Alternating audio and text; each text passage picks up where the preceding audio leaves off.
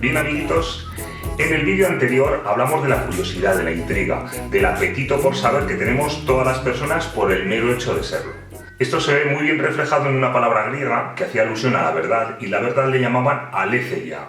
Aletheia significa quitar el velo, descubrir algo, ¿no? Lo que estaba cubierto, desvelar. Lo contrario de la verdad es la mentira, que en griego era ocultar, esconder.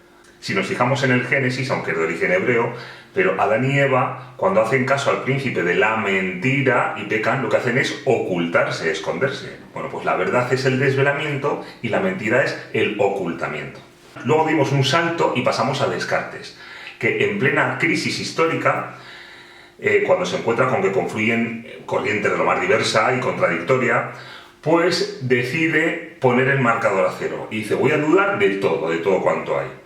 Y voy a buscar alguna verdad que sea consistente sin tener en cuenta mis sentidos que me pueden engañar, sin tener en cuenta la tradición de lo que me ha venido por mis mayores, que puede ser equivocado, sin tener en cuenta lo que dicen las distintas corrientes filosóficas y sin tener en cuenta incluso mi propia capacidad lógica, que puede estar contaminada por un genio maligno.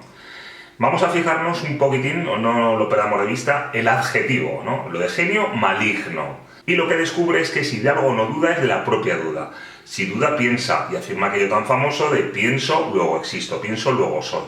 Y a continuación da un salto. Y dice: ¿y qué soy yo? ¿O quién soy yo? Y dice: una cosa, una sustancia que piensa. Echa mano de la acepción clásica de sustancia y dice: bueno, pues una sustancia especial que consiste en que piensa. Pero todavía se encuentra aislado en sí mismo como pensamiento, como puro pensamiento. Pero la realidad extensa, la realidad material, la realidad sensible es puesta en cuestión, porque todavía no sé si existe o no, si es una ensoñación mía. Entonces, para superar esa posible contaminación del genio maligno, tiene que recurrir a Dios, que es el bien, que es la verdad, que es el que me descubre, me desvela la verdad. Entonces, a través de un argumento que explicamos, del argumento ontológico de San Anselmo, retocado, pues llega a que Dios existe y por ello no puede engañarme. Eso fue lo que vimos el día pasado. Y hoy vamos a continuar a partir de ese punto. Bienvenidos a bordo, polizones.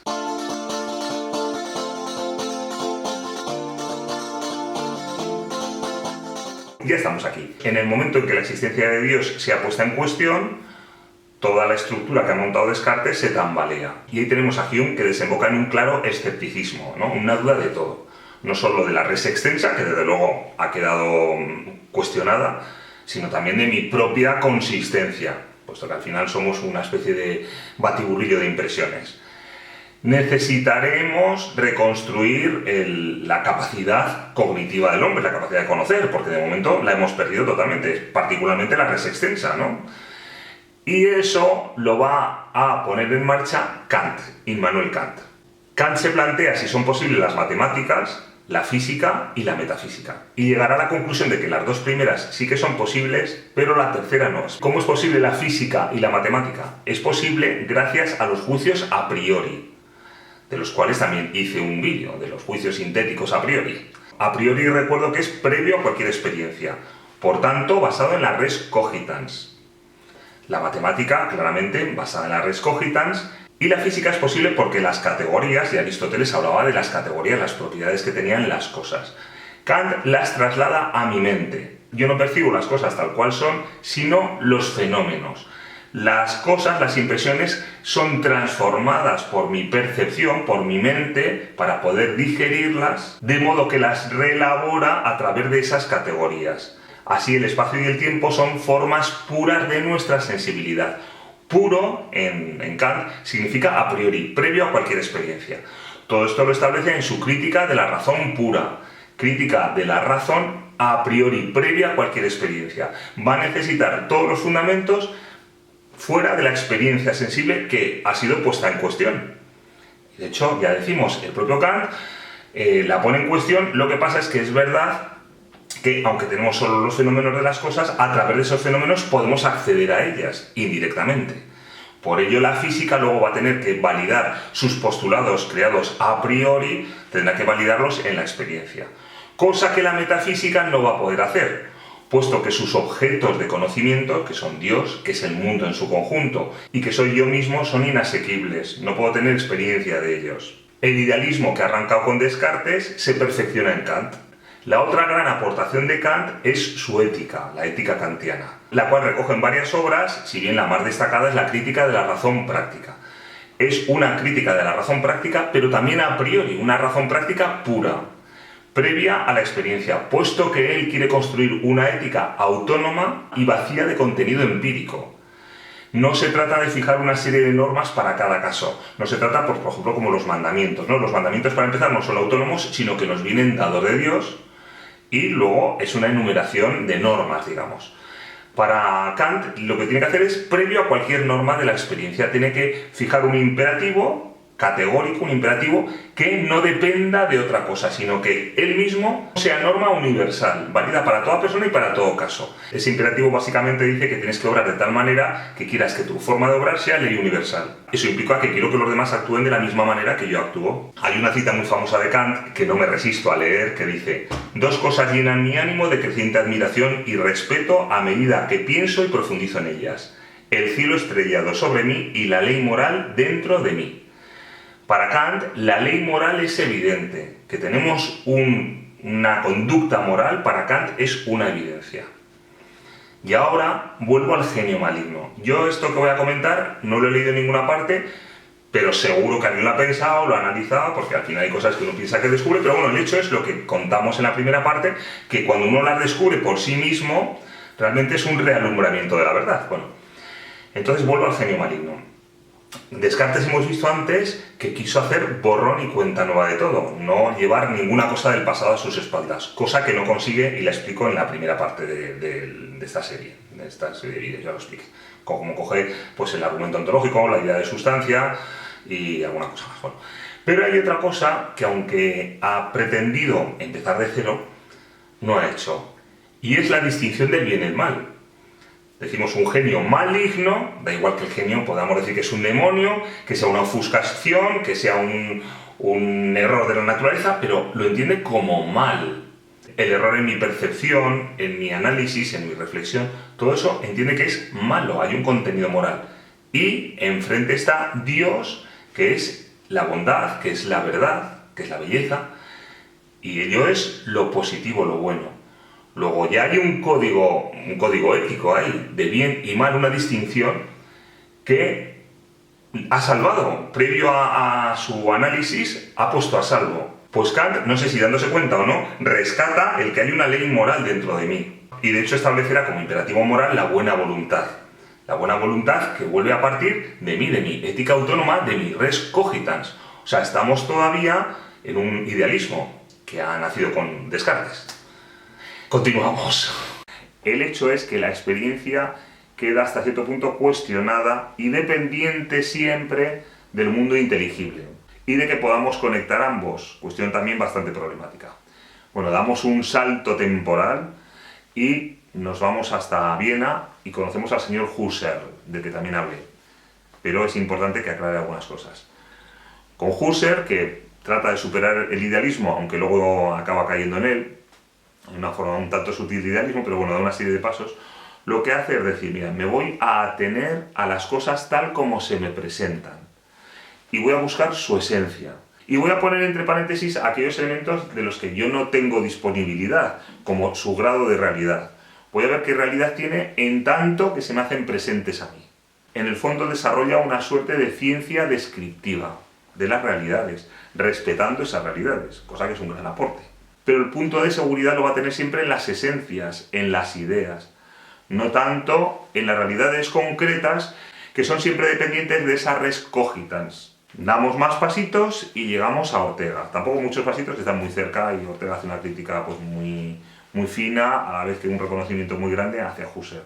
Descartes, en sus meditaciones metafísicas, había escrito lo siguiente, dice: yo soy una cosa que piensa, esto es, una cosa que duda, afirma, niega, que sabe poco e ignora mucho, que desea, que rechaza y aunque imagina y siente.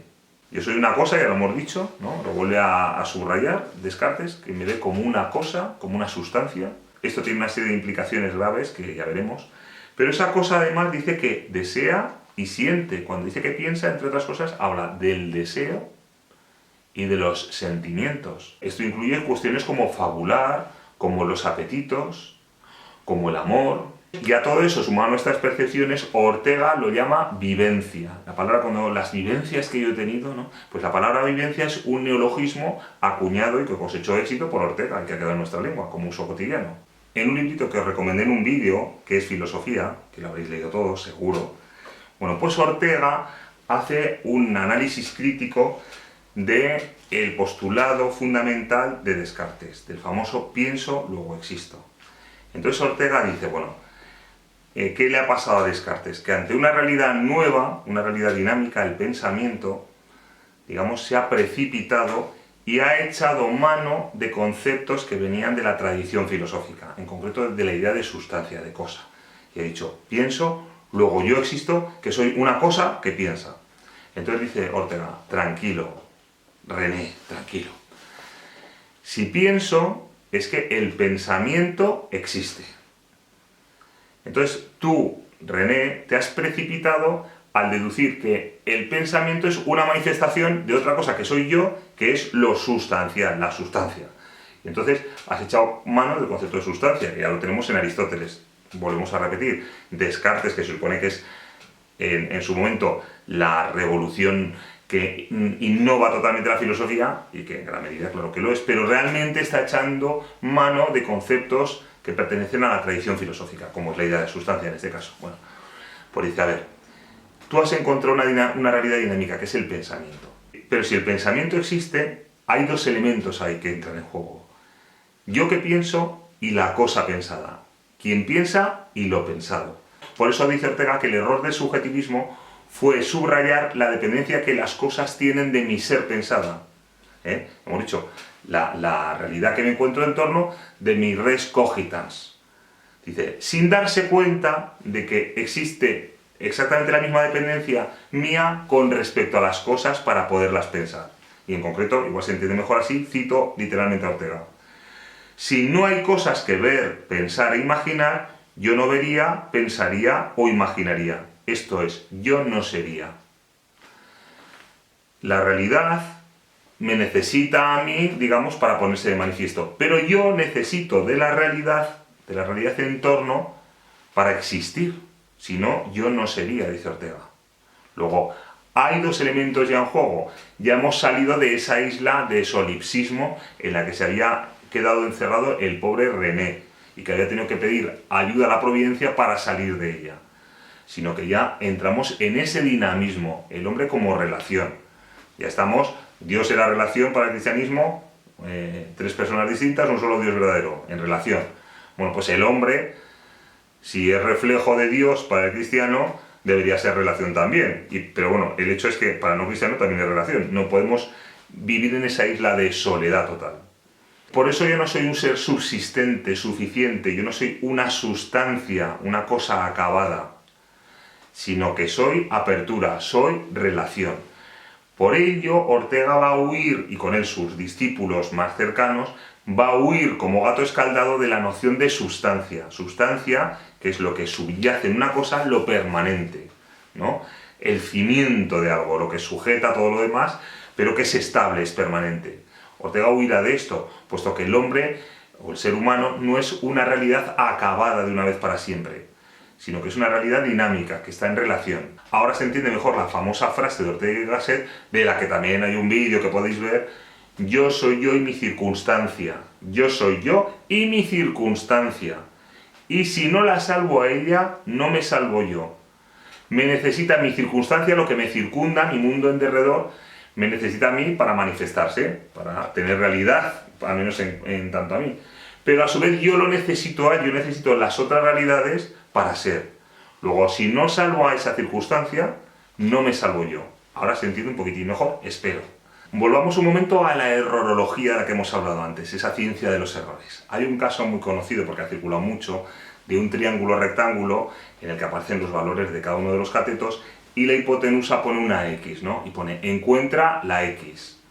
Entonces ha habido un alumno que ha puesto un circulito en la X y pone, aquí está, ¿no? Ya la he encontrado. Claro, lógicamente el profesor lo que pretende es que halle el valor de X, pero el alumno, como pone encuentra la X, pues dice, bueno, aquí la he encontrado. Esto es, pasa de un marco numérico, de un marco matemático, a un marco, digamos, geográfico, a un marco espacial, ¿no? De un cálculo matemático a una localización espacial. Bueno, no perdéis de vista esto que os acabo de contar. Entonces, yo ahora me pongo en la piel de Descartes, y que a Descartes le cuenta lo que ha dicho Ortega, y diría, bueno, eso está muy bien. Pero si él continúa en sus postulados, Descartes diría, pero todo eso que hace falta para que yo sea, me parece muy bien, sigo yo con el problema de quién me dice a mí que un genio maligno no lo pone en mí. Es decir, que realmente tiene realidad para mí, pero no es real. Estamos nuevamente en esa Matrix, en esa máquina, en ese superordenador que me está facilitando. De hecho, cuando yo tengo un sueño, en ese momento tiene un grado de verosimilitud para mí. De hecho, a veces me despierto incluso de un sobresalto. O sea, tiene tal grado de verosimilitud que salgo de ese mundo de ensoñación. Porque he vivido un episodio de terror o de lo que sea, ¿no? Entonces, en ese momento yo estoy relacionándome con personas que son otros que yo. Pero no existen esas personas. Entonces, Descartes posiblemente nos plantearía y nos diría, bueno, pero sigo sin tener garantía del grado de realidad que tiene todo eso que me encuentro. Que para mí lo tiene. Que, claro, Ortega le da el paso de decir, bueno, todo eso, esa realidad me impele, es la que me anima, digamos, a actuar y ante la cual me encuentro y con la cual tengo que hacer algo. Pero Descartes podría insistir en esa posición. Como en el problema del triángulo, podría decir, yo estoy hablando de valores numéricos y tú me das una posición espacial. Pues bien, lo que hay que decir es que la única manera de resolver ciertos problemas es cambiar sus términos, que es lo que hace Ortega. El propio Albert Einstein decía que los problemas no pueden ser solucionados dentro del marco en que fueron creados. Hay que cambiar, hay que salirse de ese marco, porque si no, seguimos en el pozo. Pero sin embargo, Einstein le permite explicar ciertos fenómenos que desde los postulados de Newton habían sido irresolubles. Por eso Ortega, en su primer libro, Meditaciones del Quijote, que también os he nombrado más de una vez, hace una suerte de declaración de principios, fundacional de su escritura, y dice lo siguiente, dice: yo solo ofrezco modi res considerandi, posibles maneras nuevas de mirar las cosas. Esa es la gran aportación de Ortega y la gran aportación de los grandes hombres. Posibles maneras nuevas de mirar las cosas y, por tanto, poder enfrentarlas. Por ello, como apuntaba al principio, comprender una filosofía es asumir su forma de mirar la realidad. Y de hecho, para cuestionar una filosofía, la manera, digamos, más inteligente y más solvente de hacerlo es desde dentro de ella misma. Ver, comprobar las insuficiencias que tiene, o si no las tiene, en la medida en que sea útil, pues se sigue progresando por ahí. Aprendí a adaptar mi mirada a su mirada infantil.